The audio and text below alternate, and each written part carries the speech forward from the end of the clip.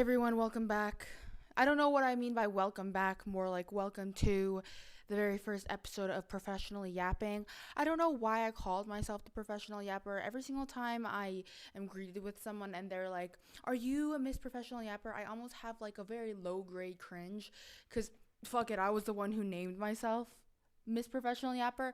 But then I kind of like, sit with my thoughts and I'm like, why did I want to be known as such? But now that I'm known as such, I will continue therefore with my legacy. So today, I'm in my apartment, my boyfriend's apartment that we live at. My boyfriend is a professional boxer. I'm a professional yapper, so I think together we make a legacy and we're a prodigy together. No, my boyfriend is not Floyd Mayweather or Manny Pacquiao.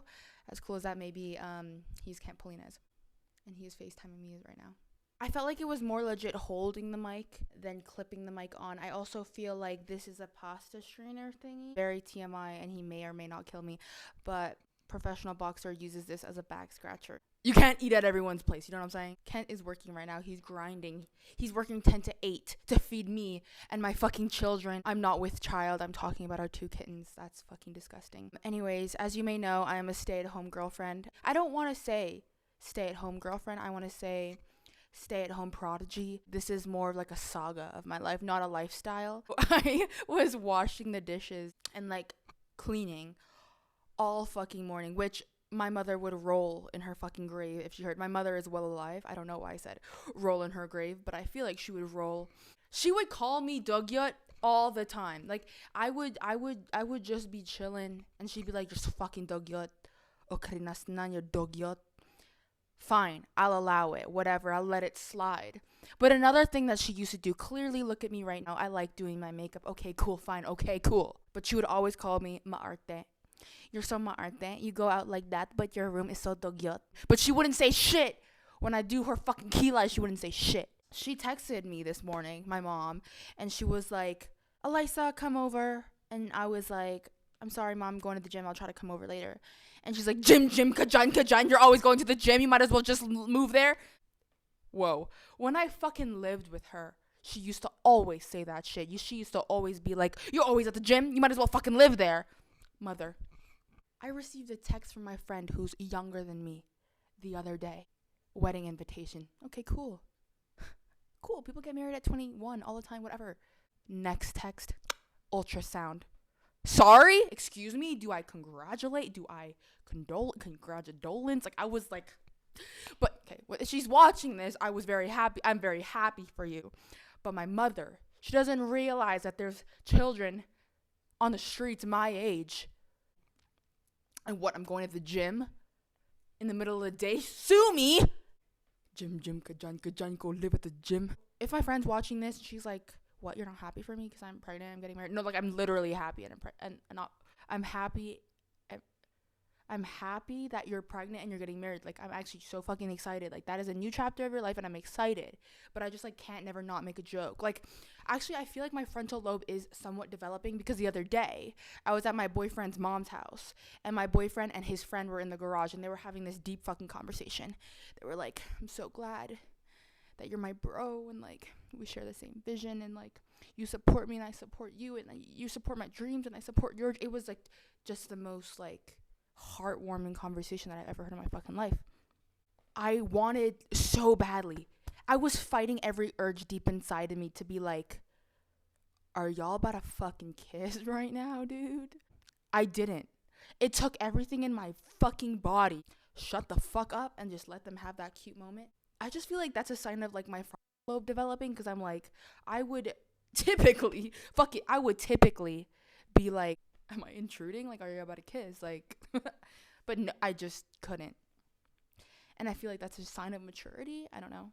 Sign of something. Sign of some type of awareness that I lacked once before. Talking to my white friends, I realized how uncommon it was to get your ass beat. Like, it wasn't common for your mom to be like, "Go to the fucking kitchen, get me a fucking spoon." Sorry. "Go to the kitchen and get me a..." That sounded Indian as fuck. I'm not even gonna try to do it again. She would fucking make me go to the fucking kitchen and pick out the fucking weapon of choice. A belt. A stick. A hanger. Hangers are underrated as fuck because they snap. And that snap fucking kill me now. I'm about to fucking die right here. Being first gen, you feel like this like innate need to like make your parents proud, right? So you go to post-secondary, you go to school. They're like, I came to Canada for you to just not go to school. You're fucking stupid. You're dogyot maarte and you don't want to go to fucking school. Fuck okirinam. Like, you know what I'm saying? Like, that was my mom. My dumbass went to university. Big italicized on my dumbass went to university because I didn't last the fucking minute. I blew $8,000 out of my fucking, I don't even know where the fuck that came from. Like, fuck university. And then I went to like college to be like a legal assistant. And so I finished that. Pat on the back, like, yeah, I finished school. And I was a legal assistant, and then I was getting bitched around by white men like all day. And then I was like, I went to school to make my parents proud. Like, my ancestors would be like disappointed in me or some shit. Like, I was being told what to do by a white guy and I would do it. Like, you know what I'm saying? Like, my Lola wouldn't want that, so I didn't. Yeah, I don't want to do that. I don't know. I just feel like I was regressing in time. Like, didn't we fight for our freedom? And now here I am getting bitched around by Mark, bitched around by Bill, bitched around by Tom. A Reagan was in there. He was actually pretty cool. Shout out Reagan. He was a great guy. Before I went to school, I did in fact work with my tita at a daycare, okay? Which is even more stereotypically Asian. Like, am I going to be a nurse? Am I going to be a doctor? Am I going to be a nanny? I'm working at a daycare and I'm Filipino. Like, what the fuck? You know what I'm saying? Like, I just felt like, would that make my ancestors more proud? Because I'm, like, taking care of kids. I don't fucking know. I had this coworker one time, Miss Eunice, and she showed me my TikTok. She was like, Miss Liza, look at this girl. Like, she looks just like you. It was a video of me ranting. Of course it was. It was actually on Facebook. Like, someone reposted it on Facebook. So she couldn't, like, stalk my page, but she saw that post on Facebook. She was like, she looks just like you. She sounds just like you. And I was so embarrassed of being Miss Professional Yapper that I literally looked this poor woman in the face and I was like, that is not me, Miss Eunice. She looks like me. Fuck it. She's funny as fuck. Like, clearly just like me. She's charming. She's cute. Like, yeah, like, thanks. Like, but like, that's not me. In the video, I had bangs. So she was kind of like, is that you or is that not you? And I was like, I don't have fucking bangs, so clearly that's not me. My friend and her boyfriend made a podcast about being an interracial couple, and I listened to it this morning. It was funny as fuck, but it reminded me of this coworker that I had at the daycare. She knew that I was dating this white guy for a while, and then, you know, I told her I broke up with the white guy, and then, you know, time went by, and I started dating an Asian guy, a Filipino guy, like a Tanginao Karinam guy like me. She sat there, looked me in the fucking face, and she congratulated me. She was like, oh my God, Miss Liza, congratulations. Like, this is what I was telling you. Like, you always want to go back to your roots, you know, when you're with a different race. You know, you don't really always feel comfortable. I was like, what? I was like, first of all, the congratulations first already set me off. Because I was like, congratulations. Like, I was going to be in a crisis because I didn't have a boyfriend. But I was like, yes, miss. Like, I kind of like gave her that space to be racist because I didn't agree. When she said it feels good to go back to your roots because you're with a race that doesn't understand you, I just sat there and smiled. You know, like when someone's just being so racist that you just sit there and smile. And my sister would probably kill me for being passive and not being like, actually, miss. You know what I'm saying? Like, I didn't educate her in that, you know. But, you know, there are some times where you just have to shut the fuck up and realize that people are racist as fuck. And you can't get to them. I'm sorry. I know I should be advocating more. Speaking of coworkers that are like mildly racist, I used to work at TELUS, okay? I used to go door to door, knock on bitches' doors and say, do you have TV, internet, Wi-Fi? TV, internet, Wi-Fi? And they would look me in the face and be like, get the fuck off my property. And I'd be like, okay. Sir, yeah, that wasn't my fucking fault. Like, I'll get the fuck off your property, bitch. I'm sorry. I used to actually go inside their houses because I was like a dumb bitch. And I'm very kidnappable.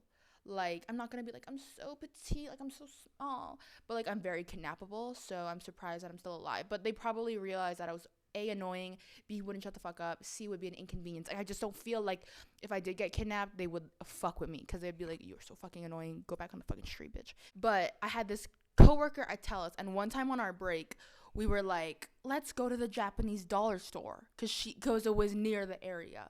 So we went to this Japanese fucking dollar store and she wanted to buy a fucking pen. Go to the pen aisle and she's looking at all these pens. It's a fucking Japanese fucking dollar store. And she hands me a bunch of pens and she's like, which one should I get? And I'm like, I don't fucking know, bitch. Like, I'm like, I mean, what do you want? Like, what do you like? Of course, like, I'm asking her, like, what the fuck do you want? And she's like, no, tell me what they say. Sorry? I'm like, tangina ukinina mut, like, Asian. So I look at this fucking, mind you, key part of the story, she's Indian too, meaning she's Asian. So I'm looking at this bitch like, fuck you mean and read it. And she's like, you can't read that? I'm sorry. I'm sorry. She knew I was Filipino. You're fucking with me, right? Parmpri, like, you're fucking with me. And she's like, no, tell me what that says. And I'm like, okay, so basically I'm not Japanese. That shit threw me off so hard because she was like in shock. She's like, I thought you could read that. And I was like, girl, you are Asian too, The fuck? I still told her which one to fucking buy too, because I was like, whatever. She wanted my help to buy a car. I don't look at me right now. Take a good fucking look at me. Do I look like a fucking mechanic, bitch? If you ask me what fucking car to get, I'll tell you to get a Honda or a Toyota, because someone told me that one time, and I'll just fucking go buy it. Kidding. Like, don't ask. Like, I'm not a fucking mechanic. But she wanted me to come with her to look at cars. And we went to go meet this guy. And I thought it was a shitter box. Okay, I'm not one to judge. But I'm like, don't get the fucking shitter box. That is a shitter box. Like, straight up. I know a shitter box when I fucking see one Parmpri. And she's like, I literally mean this in, like, so not racist. She said this bar for bar, line for line, script on script. She looked me in the face and she said, no, Liza, like, he's Indian. He won't scam me. Like, I'm going to get the car. I just can't, because she told me she could trust him because she was Indian too. So she could trust a fellow Indian. So she bought the shitter box from the Indian because she could trust that Indian because they're both Indian. If a fucking Filipino guy is selling me a shitbox car, I'm not buying the shitbox car because I know Filipinos are scammers too. Fuck, I know a Filipino is going to fucking scam me, bitch. We're fucking cheap too, bitch. Anyways, I just thought that was so stupid. She was like, he's Indian. He won't scam me. I know my kind. I was like, Parmpreen, I'm going to let you have this one because I have no response. First, it was a Japanese, can you read this pen? And now it's I trust him because he's my race. I just can't have this conversation. So let me back the fuck up. Actually, the other day, my boyfriend was like, you should do stand-up comedy. Like, you should be a stand-up comedian. And I was like, bitch, you want me to be a fucking stay-at-home prodigy for the rest of my fucking life? You want me to be a starving fucking artist? Because like, that's what the fuck I'll be if I'm a fucking stand-up comedian. Again, congratulations to my friend who's having a baby, getting married. I feel like I need to preface that. Shout out to Define for the swag. Oh my god, not the toes. Shout out to Define for the swag sweatpants. Use code Liza, Lyza. Yes, my government name is Elisa, but yeah, I go by Liza. We don't talk about it much. I feel like it's confusing a lot of you guys because you guys, I introduce myself as Elisa, and then you go on my socials and it's Liza. We have to get the fuck out of here. CUNT. See you next time.